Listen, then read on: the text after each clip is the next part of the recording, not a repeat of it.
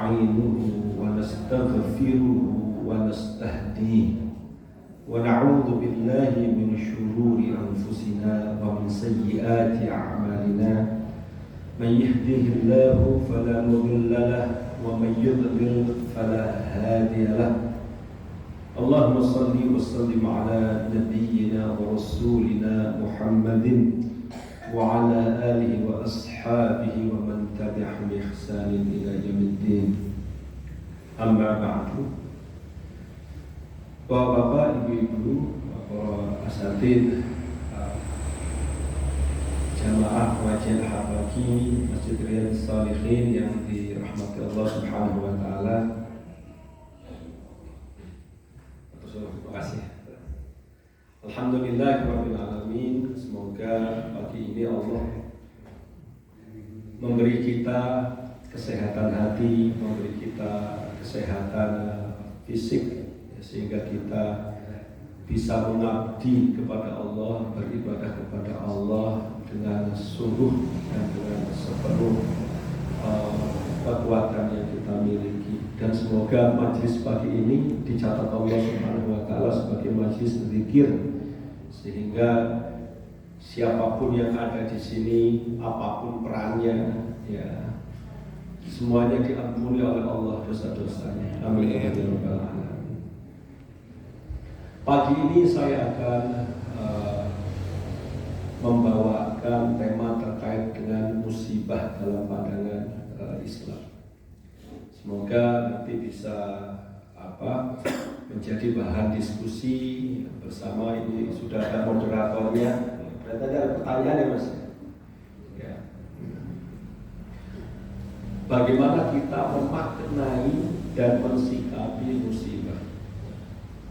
Minggu-minggu kemarin tidak jauh-jauh di sekitar kita, di Semarang ini banjir, kemudian ada gempa besar di sana di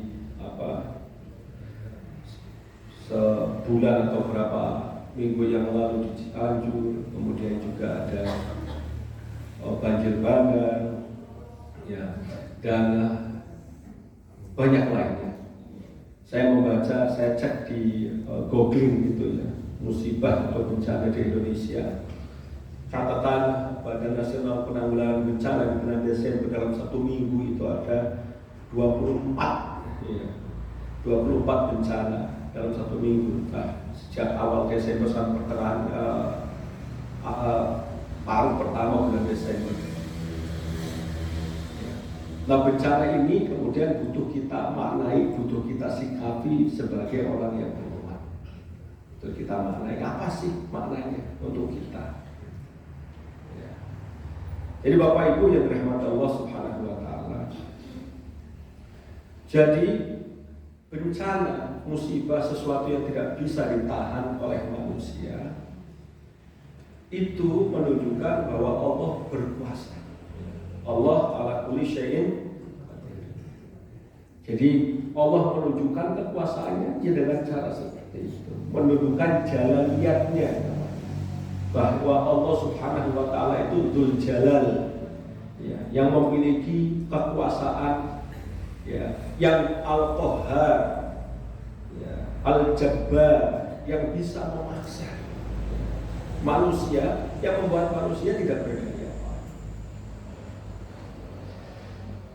Dan sesungguhnya kalau dalam teori agama, munculnya agama-agama secara antropologi, ya, sehingga agama itu setua usia manusia itu sendiri.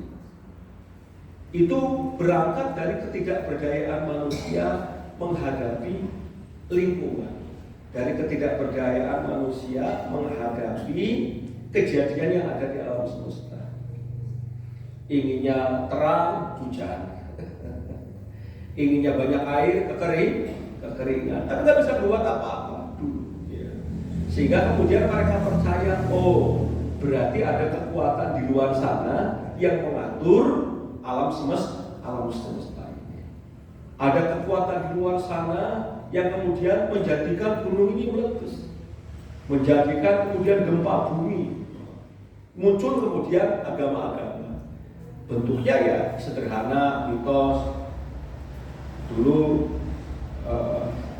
saya di daerah Jawa Barat kalau ada lindu itu ya ngomongnya ayah gitu, orang-orang berteriak ayah.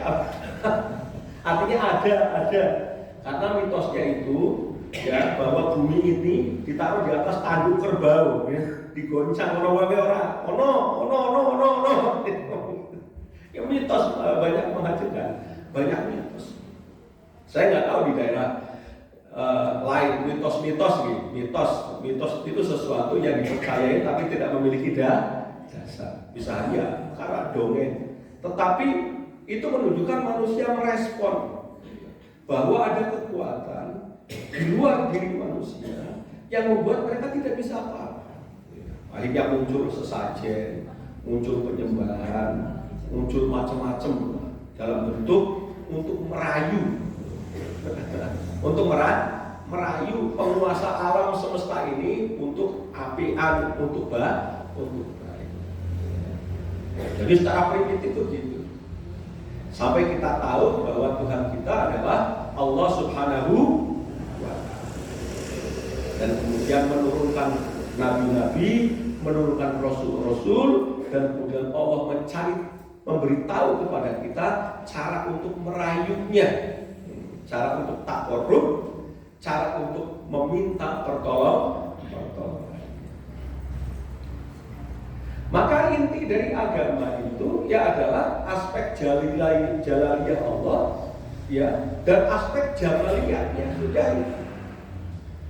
Intinya adalah Allah itu Rabbul Alamin, rububiyahnya itu yang menciptakan, mengatur alam semesta ini, menghidupkan, mematikan, dan kemudian diikuti oleh uluhiyahnya itu konsekuensi dari kita mengakui tauhid rububiyah. Konsekuensinya adalah beribadah kepadanya, menyembahnya kepadanya, meminta hanya kepadanya.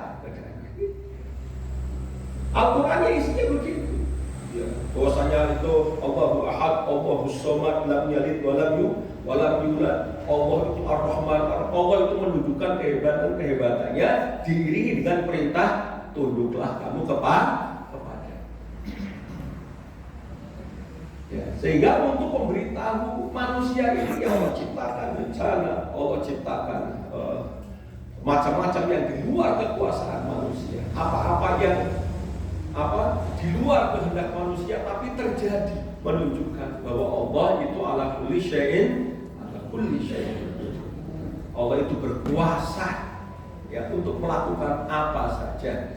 La mani'a lima a'taita wa la mu'tiya lima mana'ta. Itu di antara doa kita. Jadi tidak ada yang mencegah Allah jika ingin memberi sesuatu, sebagaimana tidak akan pernah ada yang sanggup untuk memberi sesuatu kecuali Allah berkehendak untuk memberi. Itu yang pertama. Allah menampakkan jalannya. Maka musibah ini bisa dimaknai adalah sebagai ujian bagi kita. Jadi musibah adalah ujian. Kenapa? Karena Allah katakan itu sendiri jelas. Wala nabluwanna bisyai'in minal khawfi wal ju'i wa naqsi minal amwali wal anfusi was wa basyiris sabirin alladzina idza asabathum musibah qalu inna lillahi wa inna ilaihi raji'un. Jelas. Kalau bahasa ringannya fi'il mudhari itu wala nablukum, ya kami uji kamu, itu bahasa standar. Tapi kalau sudah ditambah lam wala nablukum, itu sudah ada taukid, sudah ada penegasan. Sungguh kami akan menguji. Ditambah lagi dengan nun taukid wala nabluwannakum, menunjukkan bahwa sungguh temenan yakin aku akan memberimu ujian. Itu penegasan sekali, pasti. Sehingga semua orang punya ujian-ujiannya dalam hidup ini. Kita hanya enak, kelihatannya santai, orang itu kok kelihatan bahagia terus, yakinlah dia punya ujian yang tidak perlu untuk diceritakan kepada orang lain. Jadi andai kata kita tidak tahu, ya karena mungkin karena dia diam. Ya, tapi yakinlah semua orang memiliki ujian dalam hidup. Itulah makanya orang Jawa dengan kearifannya mengatakan hidup ini ya hanya sawang sinar. Kelihatan enak, kelihatan ini. Padahal sebelah sana juga melihat kita, yang enak itu sampean. Iya. Hanya sawang sinawang karena semuanya memiliki ujian-ujian dalam hidup. Ya. Dan satu hal lagi, bahwa tujuan ujian tidak lain untuk apa? Untuk menaikkan derajat. Ujian itu gak ada lain. Tujuannya hanya satu, untuk menaikkan derajat.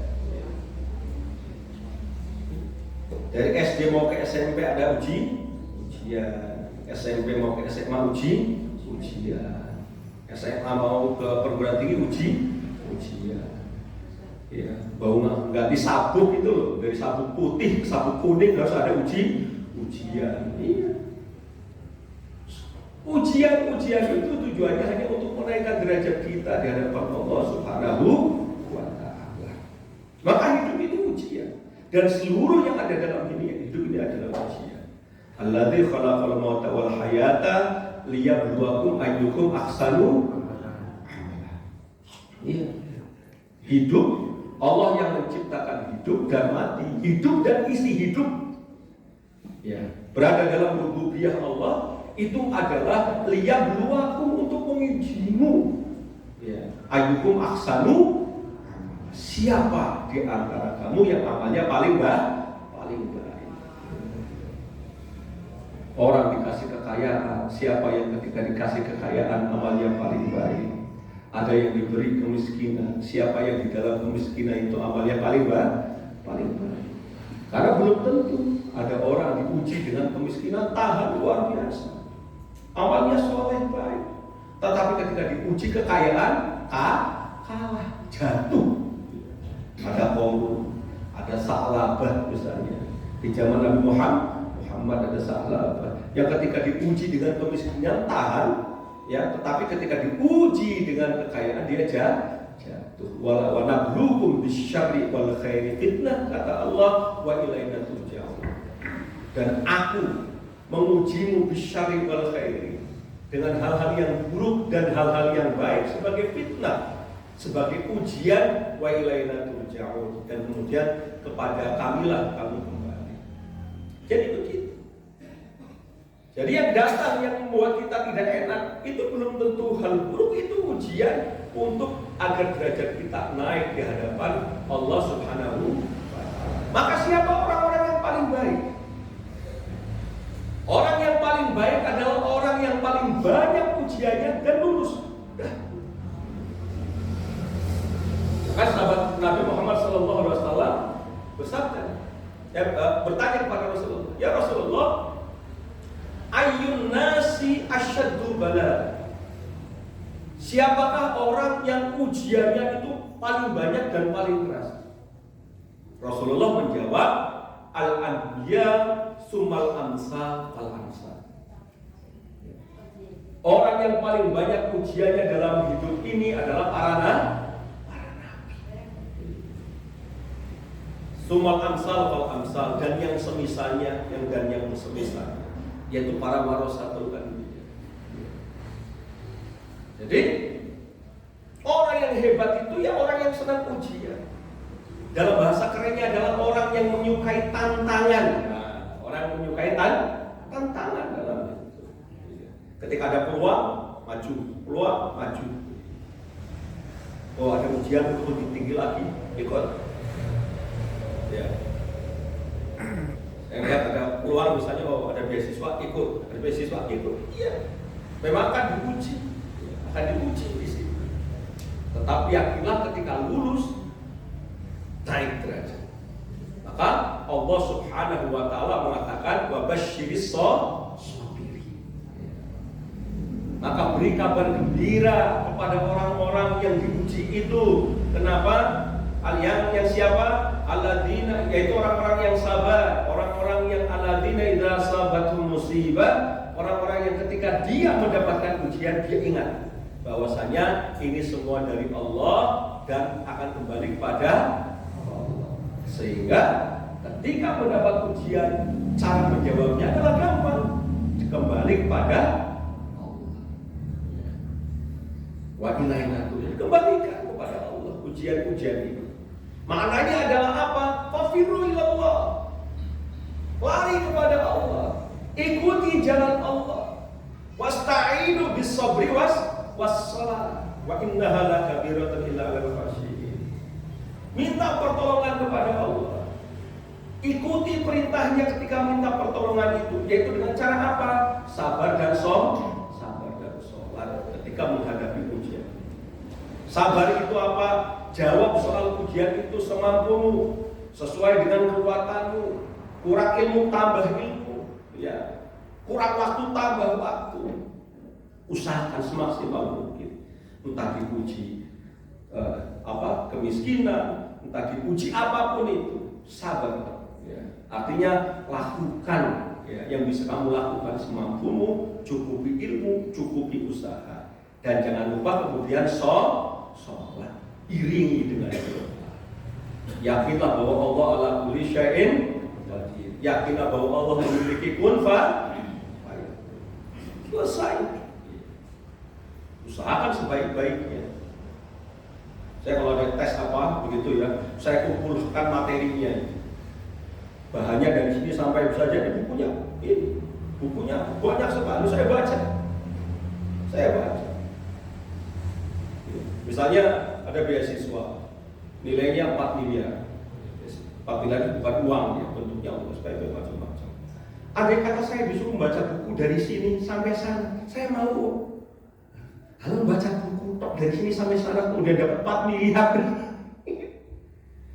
Ada orang mau ujian pegawai atau apapun, yang ketika lulus dia akan mendapatkan gaji seumur hidup, bahkan pensiun. Iya. Kalau hanya baca buku dari sini sampai sana kan nggak ada apa-apanya. Selesaikan 1 bulan, selesaikan 2 bulan, begitu. Setelah itu dia akan mendapatkan sesuatu yang lama sekali. Tapi kadang-kadang orang tidak sabar. Kalla bal tuhibbunal ajilah. Manusia itu tidak sabar, inginnya ajilah, inginnya instan, inginnya orang ngomong-ngomongin duitnya akeh, piye carane. Enggak apa-apa, inginnya duitnya banyak. Piye carane ora kesel, duitnya akeh. Piye carane tidak usaha menggeletaan itu, terus kita dapat uang banyak. Ya itulah. Iya. Kalau bal tuhibbunal ajilah. Manusia itu sukanya potong kompas, sukanya yang instan, tidak mau mengikuti proses. Padahal Allah jelas dibutuhkan kesabaran. Musta'inu bis-sabri was-shalah. Butuhkan ikuti prosedurnya, ikuti caranya. Ada pepatah dalam bahasa Arab itu, tarjun najata wa lam tasluk masalikaha innas safinata la tajri 'alal yabas. Tarjun najata, kau inginkan kesuksesan, walam tasluk masalikaha, tetapi kau tidak ikuti caranya, tidak ikuti jalannya. Innas safinata la tajri 'alal yabas, maka sesungguhnya perahu itu tidak pernah berlari di atas daratan. Karena bukan jalan. Perahu lari cepat di atas laut, di atas air. Baik, jadi pertama ujian adalah musibah adalah uji. Asa an takrahu syai'an wa huwa khairun lakum. Jadi kamu tidak menyukai sesuatu padahal itu baik untuk adalah ujian. Ya. Untuk apa? Meningkatkan derajat. Syaratnya lulus. Ya itu harus kasih syarat. Ujian untuk meningkatkan derajat, bisa naik derajat, syaratnya lulus uji. Ya, babasyiris shabirin. Dia sabar ketika diuji. Sabar dan melakukan apa yang diperintahkan oleh Allah. Roji. Yang kedua, ini tidak ada. Saya tidak melihat jam di situ, tidak ada jam di situ. Oke, ya. Biasanya ada patokan jam ada nih. Baik, tidak apa-apa, saya ada jam. Yang kedua adalah ujian sebagai balasan dari Allah Subhanahu wa Ta'ala. Ya, tinggal nanti ketika ada ujian datang, musibah datang, kita muhasabah. Musibah sebagai pembalasan dosa-dosa kita. Kenapa? Karena Allah mengatakan demikian juga. Faman ya'mal mithqala dzarratin khairan wa man ya'mal mithqala dzarratin syarran. In ahsantum ahsantum li anfusikum wa in asa'tum fala. Ma asabatum min musibatin fa bima kasabat aydikum wa ya'fu an katsir. Musibah apapun yang menimpamu itu ya bima kasabat aydikum, karena tanganmu, karena ulahmu, wa ya'fu an katsir. Tetapi itu pun Allah sudah memaafkan kesalahan-kesalahanmu yang banyak.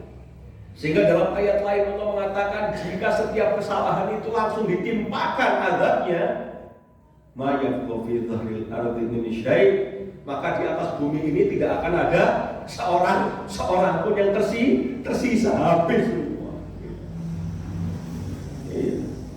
Bohong sekali sikat, ya, melakukan kejelekan sikat, habis. Maka yang ditimpakan Allah musibah akibat dari tangan kita itu hanya sebagian saja dari ulah yang dilakukan oleh manusia, tidak semuanya.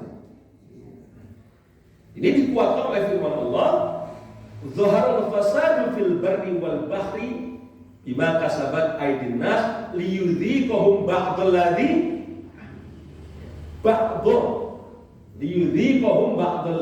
amilu la'allahum yarji'un." Tuh, kata-kata juga yarji'un. Sudah tampak kerusakan di darat dan di laut ini. Kenapa? Bima kasabat aydin nas, karena itulah tangan-tangan manusia. Liyudhiqahum ba'dalladzi amilu, kerusakan itu, musibah itu agar manusia merasakan apa? Ba'dalladzi amilu, sebagian dari yang mereka lakukan, bukan semuanya. Sayangnya Allah Subhanahu wa Ta'ala hanya sebagian. La'allahum yarji'un, agar mereka kemudian kembali ke apa? Kembali di jalan Allah untuk mengurus bumi ini dengan baik, ya, untuk menjadi khalifatullah. Untuk paham bahwa pohon itulah yang menahan, yang menangkap air, bukan manusia. Wa ma antum bi khazinin. Yang menangkap air namanya pohon. Sehingga ketika ada pohon, di situ ada air. Sehingga tanda adanya air di gurun pasir ya ditandai dengan adanya pohon. Karena mereka menangkap air. Yang menangkap airnya ditebangi. Sehingga ketika air jatuh, tidak ada yang menangkap, yang mengalir ke bawah, mengalir deras ke bawah.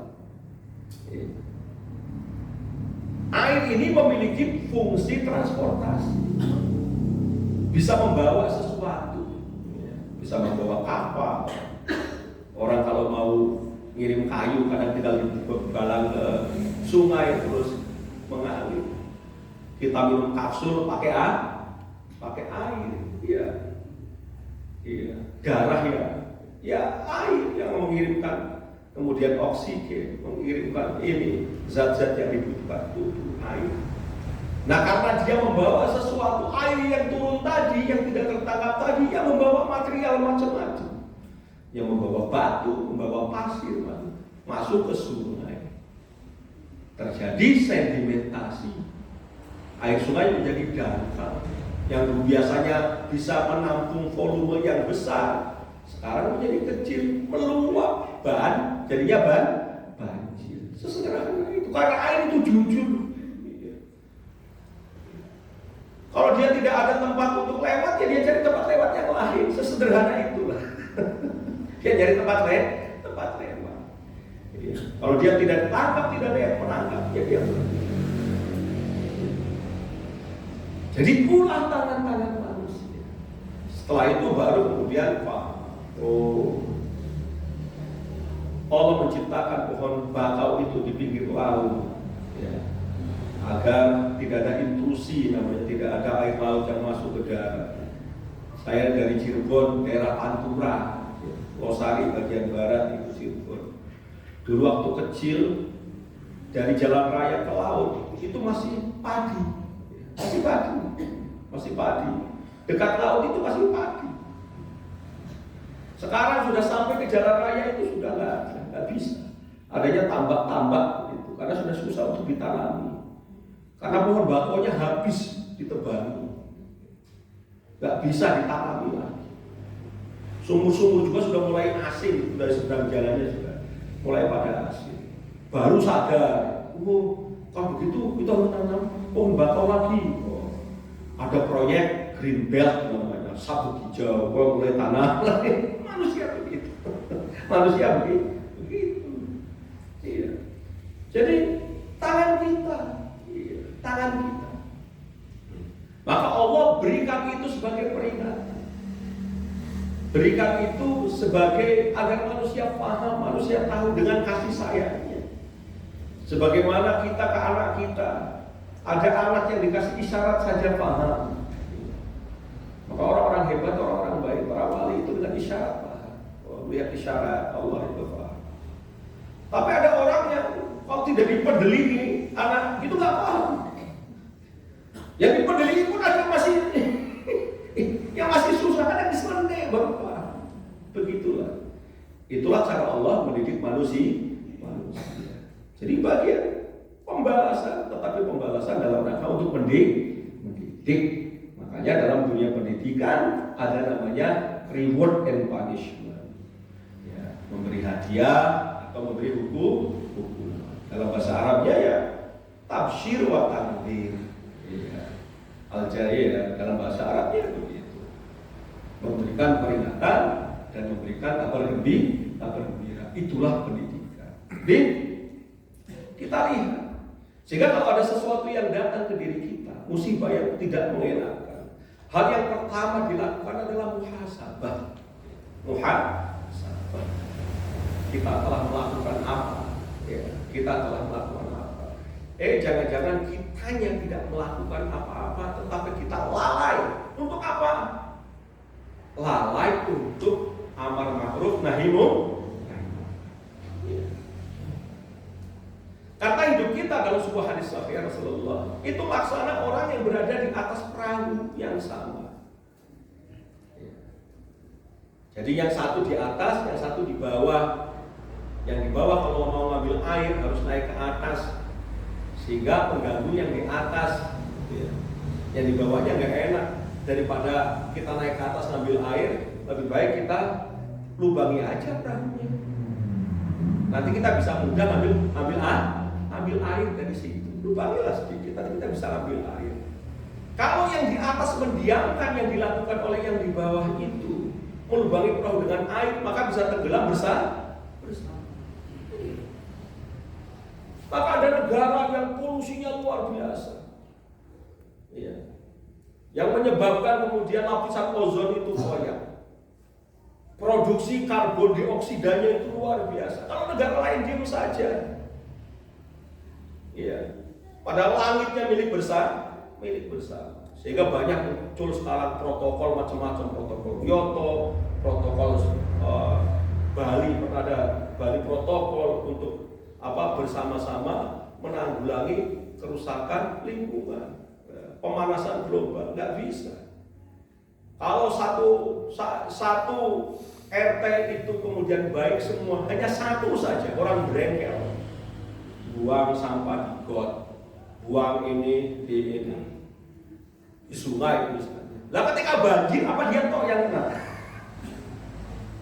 Yang kena satu bisa jadi satu R.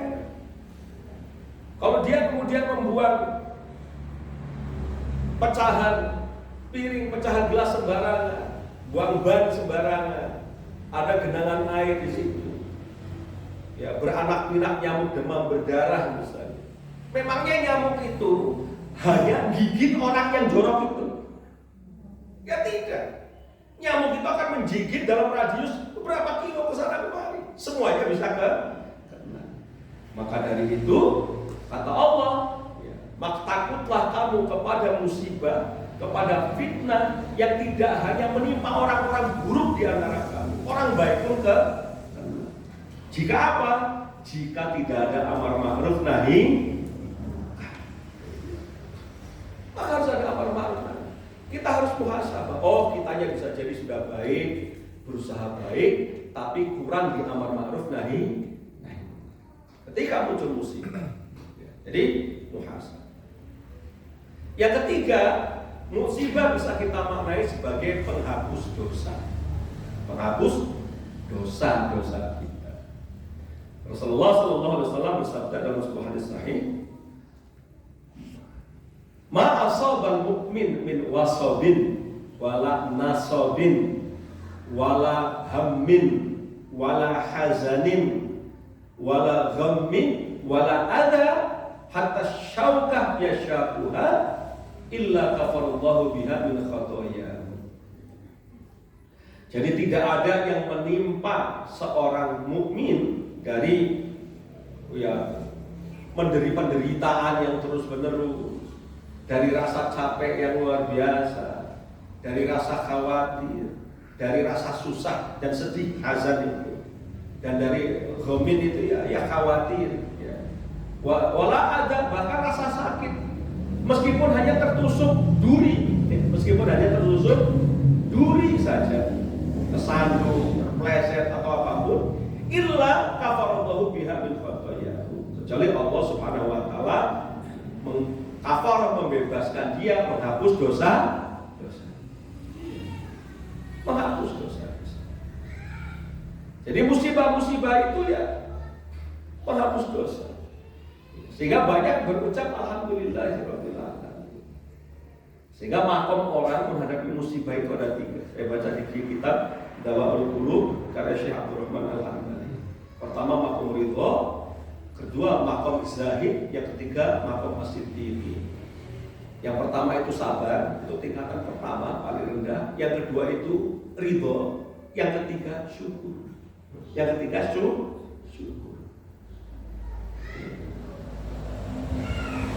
Falakal hamdu ala ma qadai. Bagimu syukur alhamdulillah atas apapun yang diqadha. Karena hal-hal buruk itu ya baik jika itu ditetapkan oleh Allah Subhanahu wa taala. Ternyata betul dalam hidup betul. Jenengan kalau mendengar cerita orang-orang sukses, para coach, para motivator yang sukses, entah sukses bisnis, sukses apa, mesti yang diceritakan ada susahnya zaman dahulu. Betul kan? Oh, dulu saya pernah bangkrut. Dulu saya pernah jadi waktu jadi mahasiswa itu pernah jadi mahasiswa, pernah jadi moderatornya Jaya Suprana, bos Jamu Jago. Nggak tahu Jamu Jago masih ada sekarang. Dulu mahasiswa. Dia pernah cerita saya itu dulu jualan koran bekas di pasar Johar. Iya. Yang diceritakan itu hal-hal yang susah. Hal-hal susahnya, yang kemudian hal-hal yang susah itulah yang membentuk orang-orang sukses itu menjadi sukses.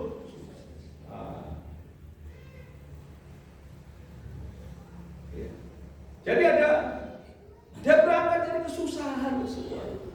Dikodok susah oleh Allah yang kemudian menjadi sukses. Bedanya kita dengan para nabi. Para nabi itu sudah paham bahwa ketika terjadi musibah seperti ini, mereka akan diangkat seperti ini. Sehingga mereka bersyukur. Ketika diberi uji. Tidak mengeluh. Ya, itu yang disebut dengan sengsara membawa nikmat. Baik. Jadi yang terakhir tadi adalah bahwa ujian adalah menghapus dosa. Rasulullah SAW juga bersabda, "Idza aradallahu bi'abdihil khaira ajjalal uqubah fid dunya." Jadi apabila Allah Subhanahu wa taala itu ingin membuat hambanya ini menjadi orang baik, ahli surga, maka ajalal uqubah di dunia. Maka dosa-dosanya itu di dunia diselesaikan, dibalaskan hukuman. Iya. Dia coba-coba korupsi Siti, ketangkep, dihukum, selesai. Ada yang lolos terus. Ini lolos, melakukan kejelekan ini lolos, ini lolos. Itulah sebenarnya adab yang paling besar. Iya. Walamma nasu ma dzukiru fatahna 'alaihim abwaaba kulli syai'. Kata Allah, jika manusia mereka lupa terhadap peringatan dari Allah, fatahna 'alaihim abwaaba kulli syai'. Aku bukakan kepadanya pintu-pintu keburukan yang banyak. Iya. Ini berhasil, melakukan kejelekan ini sukses, terus sukses terus, sampai mati sukses, gak ketahuan, gak ketangkap. Mereka menganggapnya itu kemenangan. Ada orang yang menganggap itu sebagai kemenangan. Padahal itu adalah kekalahan yang nyata, kesusahan yang nyata. Maka sebaliknya kata Rasulullah, idza arada Allah bi'abdihi syarra amsaka dzanbahu summa yuwaffa yaumil qiyamah. Apabila Allah menginginkan hambanya itu buruk, maka dosanya itu ya dipegang, tidak ditampakkan, tidak dibuat dia kemudian kapok, ya. Tetapi yuwaffa yaumil qiyamah, tetapi akan dibalaskan nanti sekalian di hari kiamat. Itu ya. Maka orang-orang yang baik itu adalah ya idza fa'alu fahishatan aw dzalamu anfusahum dzakarullah fastaghfiru bidzunub. Orang-orang yang baik itu apabila dia berbuat salah karena memang manusia tempatnya salah. Ya. Berbuat fahisyah atau mendolimi dirinya sendiri, dzakarullah, pasti ingat astagfirullah. Ingat. Oh, ini salah. Ya. Fastaghfiru lidzunub, kemudian dia meminta ampun kepada Allah Subhanahu wa taala, meminta maaf kepada manusia. Kita meminta kepada Allah memberi hati yang seperti ini. Hati yang lembut, hati yang gampang merasa, hati yang mudah ya, tahu ketika kita melakukan kesalahan. Baik. Nah, ada waktu 10 menit sedikit lagi. Mensikapi musibah. Tadi kita maknai musibah satu sebagai ujian, yang kedua sebagai pembalasan dari dosa-dosa kita, yang ketiga sebagai penghapus dosa. Sekarang mensikapinya seperti apa? Bagi yang ditimpa musibah, maka muhasabah, melakukan muhasabah, ya. Kemudian sabar, memperbaiki. Pertama muhasabah. Dan bagi yang melihat atau mendengar orang yang ditimpa musibah adalah satu, menolong orang yang terkena musibah. Rasul bersabda, "Man nafasa an mu'minin kurbatan min kurabin nafasallahu anhu kurbatan min kurabin fid dunya wal akhirah. Wa man yassara 'ala mu'sirin yassarallahu fid dunya wal akhirah. Wa man sattara musliman sattarallahu fid dunya wal akhirah. Wallahu fi 'aunil 'abdi ma kana 'abdu fi 'auni akhi." Jadi kalau melihat orang yang kesusahan, kesulitan, tolong. Karena apa? Allahu fi 'aunil 'abdi, karena Allah akan selalu menolong hambanya selama hamba itu masih mau menolong orang lain. Yang kedua, bagi orang yang melihat, mendengar musibah, apa? Ambil pelajaran. Pertama, tolong. Kedua, ambil pelajaran. Masa ibu qaumin inda qaumin fawaidun. Musibah satu kaum bagi kaum yang lainnya itu memberi pelajaran, memberi faidah, memberi pemahaman yang banyak. Ya. Karena musibah di sana, ya banyak pinter itu. Orang Amerika pinter. Misalnya ada penyakit baru, dicari. Mereka cepat membuat obat. Ada apa? Mereka buat. Jepang pintar membuat rumah tahan. Dan belajar, menyempurnakan ilmu, untuk apa? Untuk bisa menjawab ujian-ujian. Nah, untuk bisa menjawab ujian dari Allah Subhanahu wa taala. Ambil pelajaran. Demikian, ada waktu 5 menit. Kalau ada pertanyaan, enggak masih berat.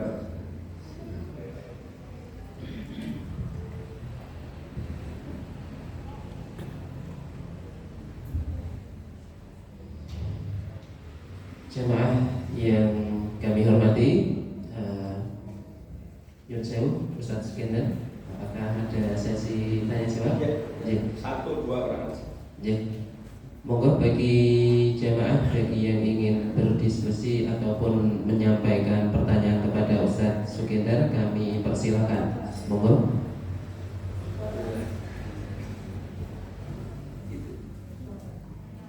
Assalamualaikum warahmatullahi wabarakatuh. Mohon maaf jemaah sekalian, terutama mohon maaf kepada Ustadz Sukender. Saya teringat di dalam surah Al-8 Allah berfirman, Inna Allah la yu'adzibahum wa anta fihim.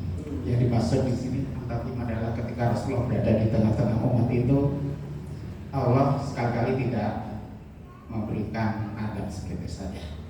Kemudian dalam hadis qudsi Allah Subhanahu wa taala berfirman yang disabdakan kembali oleh Rasulullah bahwa artinya seperti ini. Rasanya aku ingin menimpakan musibah ke penduduk bumi yang sudah dinilai bisa jadi hancur atau rusak itu. Kemudian setelah saya perhatikan, banyak binatang melata, banyak ibu-ibu yang sedang bercengkrama menyusui anak-anaknya, maka aku tunda, artinya sifat godobku dikalahkan oleh sifat rahmatku, seperti tadi diskusi seperti itu. Nah, kalau kita tengok bahwa dari Nabi Nuh, karena Nabi seperti Nuh adalah alaihissalam Nabi dan seorang Rasul dan Ustadznya. Nah, ketika Allah memerintahkan setiap Nabi yang diutus oleh Allah di muka bumi, seorang Rasul itu harus mendakwahkan tauhid, keimanan kepada Allah SWT.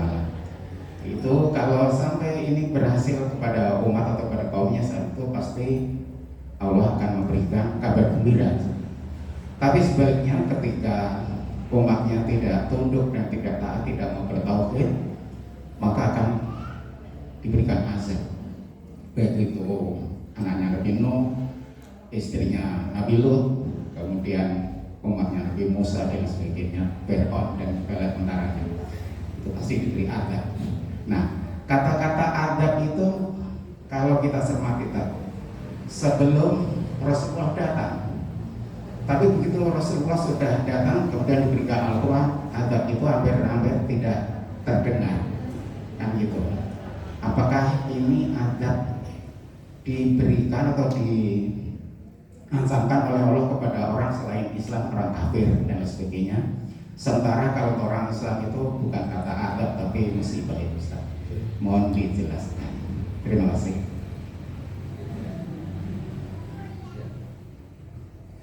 Satu lagi jemaah putri, mungkin bagi ibu yang ingin menyampaikan pertanyaan, monggo silakan. Dua pertanyaan, dibatasi 2 pertanyaan mungkin. Waktunya. Waalaikumsalam warahmatullahi wabarakatuh. Assalamualaikum warahmatullahi wabarakatuh. Saya mau curhat, Ustaz. Saya tuh punya harapan di kampung sudah 20 tahun. Ini durian, buah-buahan semuanya itu baru berbuah. Dadi Pak, semua buah ada sawo, ada belimbing, ada, pokoknya itu punya harapan jambu semua pada itu jadi kok tiba-tiba diminta sama pemerintah tidak ganti rugi sama sekali. Itu namanya musibah apa itu loh Pak. Kan saya tuh pokoknya itu setiap malam nggak bisa tidur. Sekarang sudah tidak boleh digarap lagi. Padahal baru kali ini loh durian itu dan buah-buahan dan berbuah banyak Pak. Itu namanya musibah. Cuma ini aja Pak. Doa saya, terima kasih. Ya, terima kasih Ibu yang untuk pertanyaannya. Langsung ke mana Bapak? Ustaz. Oke, terima tersebut. Terima kasih pertanyaannya. Dengan Ustaz Imran Suyono. Pak Ustaz Imran Suyono. Oke. Saya setuju bahwa kita menyebutnya tadi hal-hal yang buruk tadi kita sebut sebagai musibah. Saya setuju. Jadi untuk kita sebut musibah yang maknanya tadi. Jadi maknanya adalah sebagai ujian untuk kita naik derajat atau sebagai peringatan atau balasan terhadap apa-apa yang kita lakukan, sebagian saja balasan dari yang kita lakukan dan sebagai penghapus dosa-dosa. Dan firman Allah itu yang mengatakan bahwa kami tidak akan mengadab sementara kamu ada di sana atau kamu ada di dalamnya wa anta fihim, bisa kita maknai bahwa kita tidak akan mendapatkan azab Allah selama kita berperilaku seperti Nabi Muhammad SAW. Kalau tidak ada orangnya, ya ada para pewaris. Yang mewarisi apa? Mewarisi perilaku. Mewarisi perilaku Nabi Muhammad SAW. Insya Allah kita akan terbebas dari azab. Maka yang kedua, anggap ujian itu. Ya, kalau ada hal-hal yang harus diselesaikan. Saya tidak tahu nanti berhubungannya dengan siapa. Ya, mestinya ada yang bisa dikonsultasi. Tetapi apapun yang kita terima, itu apalagi hal yang tidak mengenakan, ya bisa kita anggap sebagai ujian dari Allah Subhanahu Wa Taala. Dan kalau ujian ini memang butuh untuk dijawab, ya butuh diselesaikan, itu ya insya Allah ada prosedur. Tapi saya tidak tahu memang butuh hal yang detail dari Ibu tadi. Semoga saya doakan semoga cepat selesai. Terima kasih. Kurang lebihnya saya mohon maaf. Wassalamualaikum warahmatullahi wabarakatuh. Terima kasih Ustaz. Bapak Ibu yang kami hormati, setidaknya ada dua pesan yang disampaikan oleh Bapak Ustaz Sugender tadi, bahwa sholat dan sabar dijadikan sebagai tameng ataupun dijadikan sebagai usaha kita untuk mendekatkan diri kepada Allah dan mensikapi dari musibah. Terima kasih kami haturkan kepada Ustaz Sugender dan Bapak Ibu. Marilah kita tutup kajian pada pagi hari ini dengan doa kafaratul majelis bersama-sama.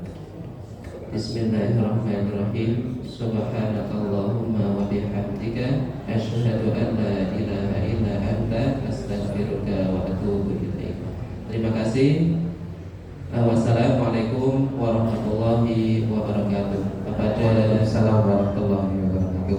Kepada Bapak Ibu jemaah sekalian, di luar sudah ada hidangan untuk sarapan pagi. Kami mohon untuk ke meja hidangan untuk melengkapi hidangan yang sudah tersedia. Terima kasih.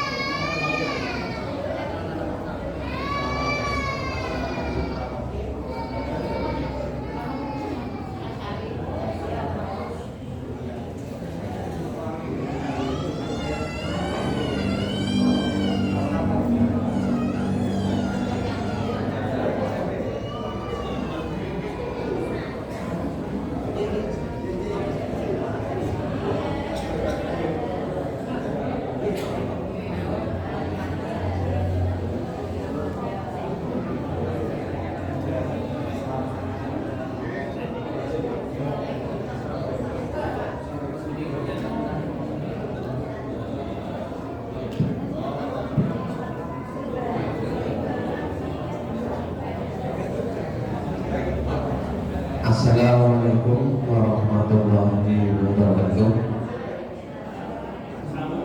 Kami atas nama takmir Masjid Riyadhus Shalihin memberitahukan kepada jamaah sekalian seperti yang telah disampaikan pada minggu kemarin, insya Allah untuk rehab pelaksanaan rehab tempat wudhu insya Allah akan segera kami laksanakan. Yaitu kami berharap kepada jamaah sekalian, monggo yang ingin memberikan donasi atau infak untuk program tersebut, kami siap menerima dari jamaah sekalian.